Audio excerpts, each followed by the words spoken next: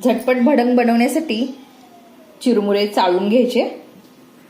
एका कढईमध्ये तेल घालायचं, थोडंसं तेलाचं प्रमाण जास्तच ठेवायचं म्हणजे भडंग अगदी छान होतं।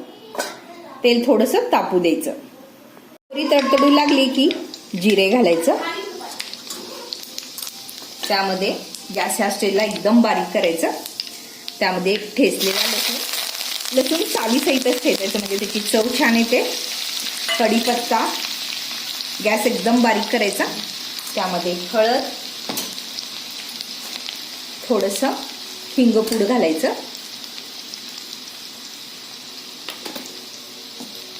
लसूण थोडंसं खरपूस होऊ द्यायचं। लसूण छान खरपूस झालंय, त्यामध्ये आता आपण तिखट पूड घालायचं। तिखट पूड आपल्या आवडीनुसार घालायचं। चवीनुसार मीठ।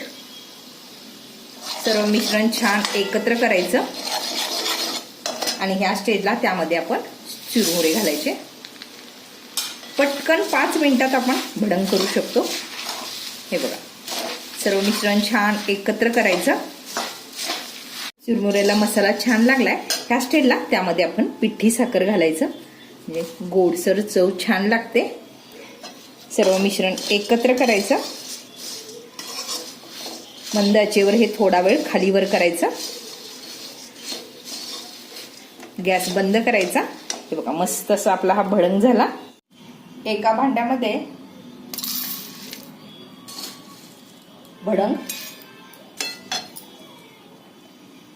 थोडंसं कांदा, कोथिंबीर,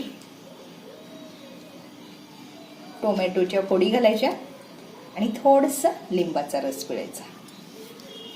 या पद्धतीनं तयार झालेलं झटपट भडंग चवीला खूप छान लागतं। तुम्ही या पद्धतीनं करून पहा।